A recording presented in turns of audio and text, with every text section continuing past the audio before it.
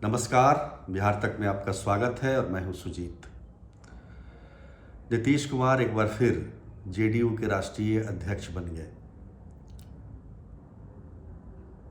और संयोग देखिए कि 2016 में जब वो पहली बार जेडीयू के राष्ट्रीय अध्यक्ष बने थे तो उस समय भी बिहार में महागठबंधन की सरकार थी और अब जबकि दूसरी बार उन्होंने राष्ट्रीय अध्यक्ष का पदभार संभाला है तो अब भी बिहार में महागठबंधन की सरकार है।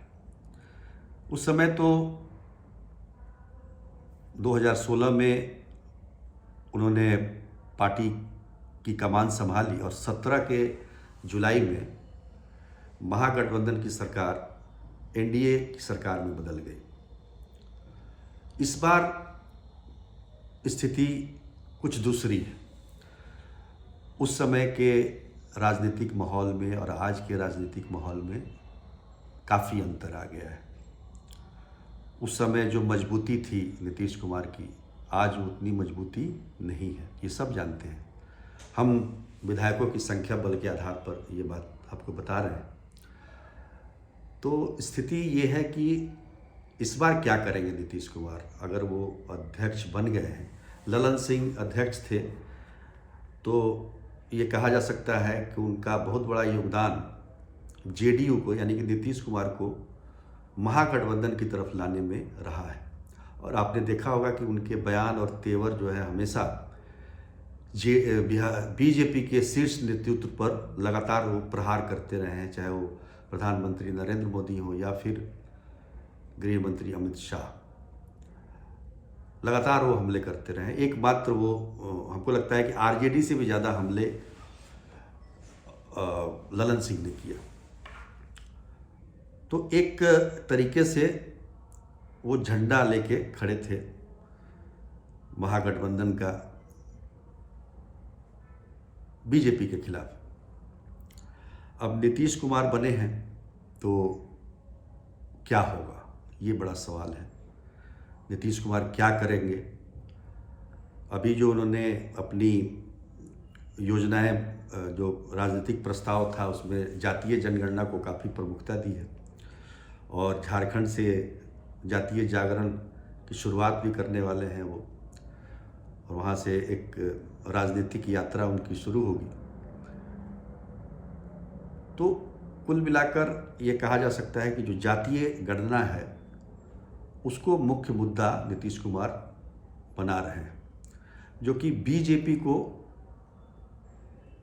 पसंद नहीं आता है। हालांकि वो खुद कभी इसका विरोध नहीं किया है बीजेपी ने, लेकिन पसंद नहीं है। बीजेपी को हिंदू मुसलमान पसंद है, हिंदुओं को जाति में बांटना उसे पसंद नहीं है। ये आरजेडी का एजेंडा भी है। तो फिलहाल की स्थिति में हम देखें तो बहुत ज़्यादा जो चीज़ें हैं ये इधर उधर होती दिखाई नहीं दे रही है। जिस गठबंधन में अभी हैं वो इंडिया गठबंधन में, उसके साथ ही अभी रहेंगे फिलहाल। लेकिन ये भी देखना होगा कि इंडिया गठबंधन उन्हें क्या देता है, इंडिया गठबंधन से उन्हें क्या मिलता है। इंडिया गठबंधन को उन्होंने बहुत कुछ दिया, सबको एक छतरी के नीचे लाए, उन्होंने विपक्षी एकता की शुरुआत की। इसके बावजूद 4 बैठक होने के बावजूद नीतीश कुमार को कुछ नहीं मिला, कोई पद नहीं मिला, कोई जिम्मेदारी नहीं मिली, वो चेहरा नहीं बन पाए। जबकि उन्होंने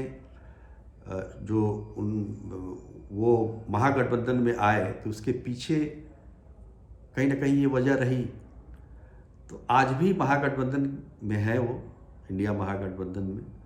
और सबसे बड़ी बात कि अगर नीतीश कुमार चले जाते हैं एनडीए में, जैसे कि चर्चा लोग करते हैं कि खरवास के बाद ये हो सकता है, स्थिति परिस्थिति पर निर्भर करता है। लेकिन अगर चले जाते हैं तो सोचिए कि जिस व्यक्ति ने विपक्षी एकता की नींव रखी और वो नींव ही निकल जाए तो इमारत कैसे खड़ी होगी। तो ये तो इंडिया गठबंधन को भी सोचना होगा। और नीतीश कुमार ने ललन सिंह को हटाया तो उसके पीछे एक वजह ये कही जा रही है कि आरजेडी से उनकी नज़दीकियाँ थी।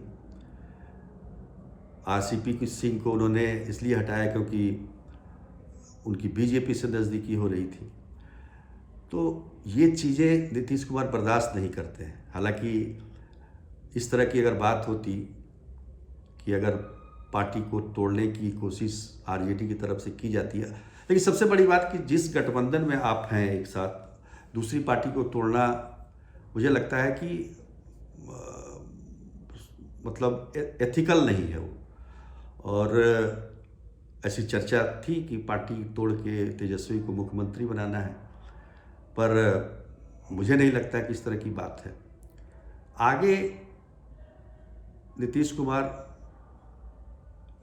की स्थिति परिस्थिति को देखते हुए अगर कुछ कर सकते हैं तो विधानसभा को भंग कर सकते हैं और लोकसभा के चुनाव के साथ ही बिहार का विधानसभा भी हो जाए।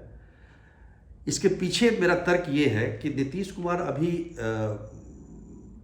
मजबूत होना चाहते हैं और मजबूती के लिए दोबारा मैंडेट लेना बहुत ज़रूरी है, क्योंकि उनकी विधायकों की संख्या कम है और कमी के लिए वो बीजेपी को ही जिम्मेदार ठहराते हैं, क्योंकि उनका कहना है उसी के साजिश की वजह से 2020 के विधानसभा चुनाव में उनकी सीटें कम हुई हैं। तो अगर अपने राजनीतिक जीवन को और वो प्रबल बनाने की सोच रहे हैं तो हो सकता है कि विधानसभा भंग कर दें। अब सवाल उठता है कि वो आरजेडी के साथ रहते हुए भंग करेंगे या बीजेपी के साथ, तो ये भी स्थिति परिस्थिति पर निर्भर करता है। नीतीश कुमार के बनने से, अध्यक्ष बनने से एक बात और जो मैंने शुरुआत करी, 2016 में जब बने तो धीरे धीरे चले गए एनडीए में, फिर ये 23 ख़त्म हो रहा है, आज 29 दिसंबर है, फिर कहीं उधर ना चले जाएं लोग, इसका भी हिसाब किताब लगा रहे हैं। तो क्या करेंगे नीतीश कुमार, हम लोग कई बार कह चुके हैं कि भाई बड़ा मुश्किल है आकलन करना।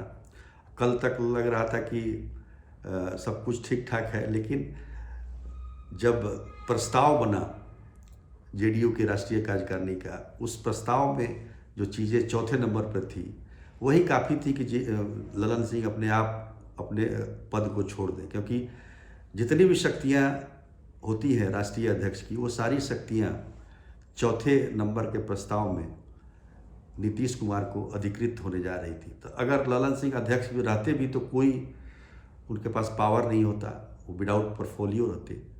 लेकिन एक बात ध्यान देने की ज़रूरत है आगे कि ललन सिंह क्या करते हैं, उस पर हमारी नज़र रहेगी। आज के लिए बस इतना ही, तब तक के लिए नमस्कार।